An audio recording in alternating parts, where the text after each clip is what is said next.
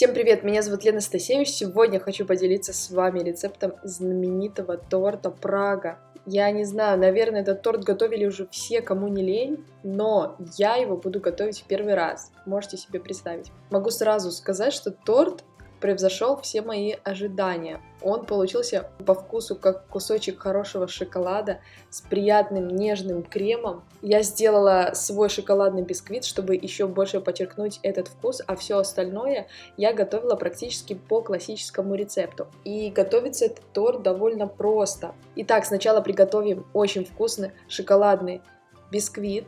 Я буду готовить его на сгущенном молоке, чтобы он получился еще более сливочным. Для этого смешайте воду, невареное сгущенное молоко и подогрейте около 30 секунд в микроволновке до теплого состояния. Отдельно необходимо просеять и перемешать между собой все сухие ингредиенты. Это пшеничная мука, разрыхлитель, сода, соль, щепотка, а также кукурузный крахмал. И в конце добавляю алкализированное какао. Все хорошенько перемешиваем и пока отставляем в сторону. Отдельно в миксере необходимо взбить яйца вместе с сахаром. Сначала я перемешиваю немного яйца и затем начинаю по чуть-чуть всыпать сахар, продолжая перемешивать.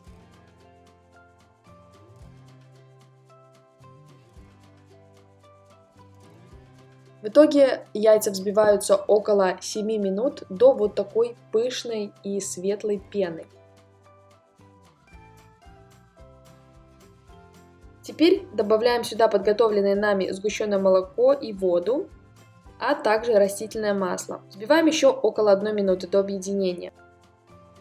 В последнюю очередь вводим сухие ингредиенты, здесь нам уже взбивать не нужно, ставим миксер на самую минимальную скорость и только перемешиваем тесто до объединения ингредиентов.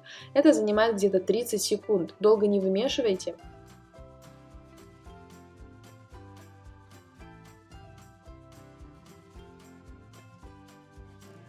В итоге у нас получается вот такое тесто, оно довольно жидкое. Я хочу вам показать, как я застилаю форму, в которой буду выпекать. Я буду выпекать в двух разъемных формах диаметром 18 сантиметров. Каждое кольцо я застилаю фольгой, сложенной в 2 слоя. Вот таким образом. Хорошенько запечатайте края, потому что тесто довольно жидкое, оно может вытекать через стенки внизу в стыке с дном. И заливаем наше тесто, на глаз распределяем его пополам, желательно сделать это максимально одинаково. И ставим выпекаться в разогретую до 150 градусов духовку на 40-45 минут. Проверяем готовность, как обычно, на сухую шпажку. Также я пробую всегда тесто пальцем. Сверху легонько нажимаем, если тесто пружинит, значит оно готово. Оно должно быть мягкое и пружинистое. След от пальца не должен проваливаться. Теперь переворачиваем формы на решетку для остывания и снимаем фольгу. Но тесто остается в формах, оно вот так вот вверх ногами остывает, и в итоге бисквит у нас получится максимально пышным и воздушным. Он не осядет. Оставляем до полного остывания. А теперь приготовим крем. Для этого вмешайте в толстостенном сотейнике яичный желток, воду и сгущенное молоко. Ставим на плиту на самый низкий нагрев и при постоянном помешивании венчиком мы провариваем эту смесь до загустения, до 82 градусов. Не переварите, иначе желток свернется. Должна стать более густая масса. Как только вы видите, что она загустела, снимаем с огня и быстро переливаем в другую емкость и оставляем для остывания. Это будет наша заварная основа. Теперь отдельно необходимо взбить мягкое сливочное масло до пышного белого состояния. И как только наша заварная основа остыла до комнатной температуры, это очень важно, такой же температуры, как и сливочное масло, мы начинаем ее вводить частями и продолжаем взбивать сливочное масло. В итоге у нас получается вот такой крем. И в конце добавляем сюда просеянное какао, чтобы сделать крем шоколадным. Также немножко перемешаем миксером. И в итоге у нас получается вот такой красивый, гладкий, пышный крем. На самом деле он не жирный, а очень такой легкий. Очень мне понравился по вкусу. Кстати, вместо заварной основы вы можете добавить просто сгущенное молоко не вареное. Таким же образом его вводить. Продолжаю взбивать масло. По вкусу получится что-то похожее. И теперь мы можем подготовить наш бисквит. Я освобождаю его из формы, срезаю верхушки. Верхушки нам также понадобятся для декора стенок этого торта. И делаем 4 одинаковых коржа. Каждый корж у меня по высоте примерно 1,5 сантиметра. Старайтесь не делать толстые коржи, потому что просто, на мой взгляд, будет не очень вкусно. Нам нужно 4 коржа, и я вам показываю, вот каким способом можно разрезать. Можно разрезать просто ножиком, но ножиком не всегда аккуратно получается. Вот бывает так, что верхушка получается такой вот неровной. Самый мой любимый способ — это нитью. Делаем надрезы ножом, просовываем обычную нитку и сводим концы. Таким образом мы разрезаем бисквиты идеально ровно.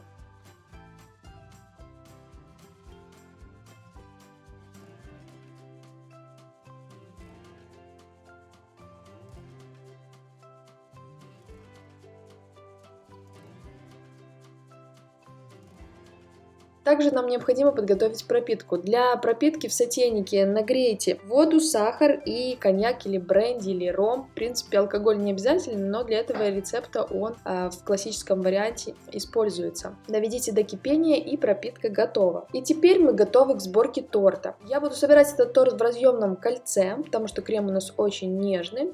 Я застилаю кольцо ацетатной пленкой, это также в принципе не обязательно. Выкладываю первый корж и хорошенько пропитываю его. Нужно пропитывать довольно обильно, потому что этот крем вообще не пропитывает коржи. В классическом варианте вроде бы Прагу не пропитывают, но мне кажется, если не пропитать, то будет вообще отдельно бисквит идти, а отдельно крем. Если вы не хотите пропитывать, то коньяк можно добавить в этот крем, когда вы будете его взбивать, потому что в классическом варианте коньяк, насколько я знаю, используется, но тут тоже, на ваш взгляд, это не обязательно абсолютно. И наносим крем. Я наношу крем из кондитерского мешка, мне так просто удобнее и более аккуратно, на мой взгляд, получается. Старайтесь распределить крем и разделить его на 3 части. Разглаживаем его и выкладываем второй бисквит, который также пропитываем.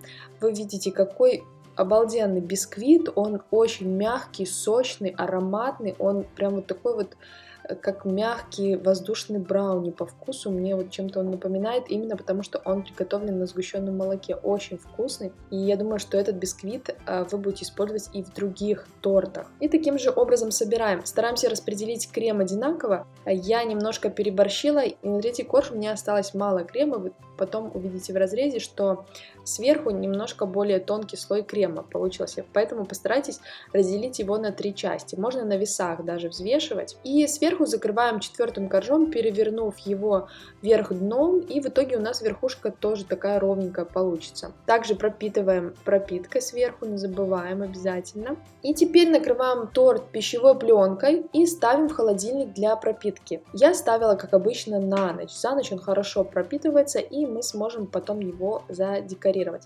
Также сверху можно поставить какой-нибудь грузик, полкилограмма, где-то на 2 часа, чтобы торт утрамбовать. А потом этот груз нужно убрать. Пришло время собирать и декорировать торт. Снимаем кольцо и снимаем ацетатную пленку. Для этого торта обычно используется шоколадная глазурь. Я буду готовить классический шоколадный ганаш на темном шоколаде. Для этого в горячие сливки добавьте кусочки или калеты шоколада.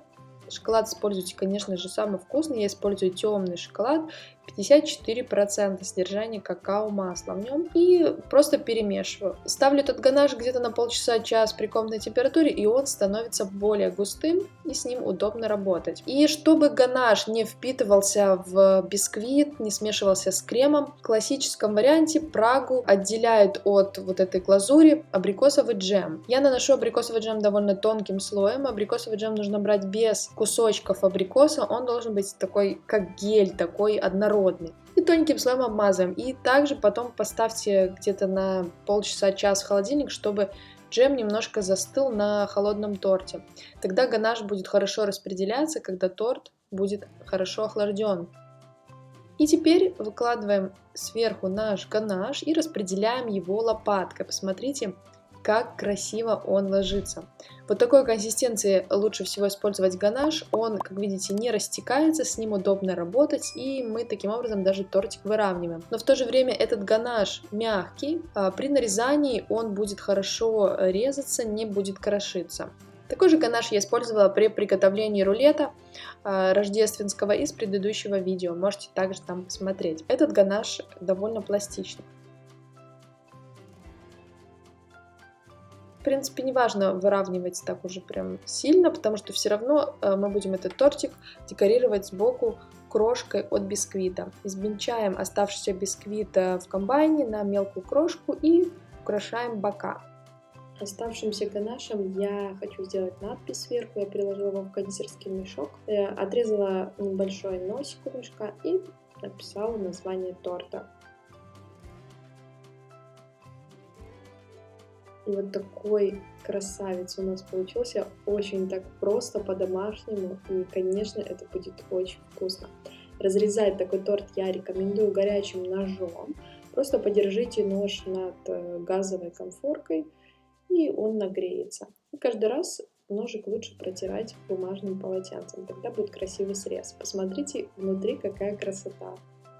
Этот торт очень эффектно смотрится, светлый крем, темный бисквит, очень красиво, нарядно, и мне кажется, на праздничный стол будет просто супер. Я рекомендую этот торт кушать, когда он постоит где-то полчасика на столе, тогда крем немножко растает, и коржи, и крем станут таким единым целым, станут более мягкими, потому что все-таки этот крем на масле и из холодильника, если сразу начать его кушать, он довольно такой твердый. Я первый раз попробовала торт Прага, и он меня не разочаровал. Теперь я понимаю, почему его все так любят и почему он настолько популярный. Друзья, надеюсь, вам пригодится этот рецепт, и вы приготовите тоже такой же вкусный торт. Подписывайтесь обязательно здесь на меня в YouTube, ставьте лайк, колокольчик, чтобы не пропускать новые видео, а также жду вас в своем Telegram и Instagram. С вами была Лена Стасевич. Пока-пока!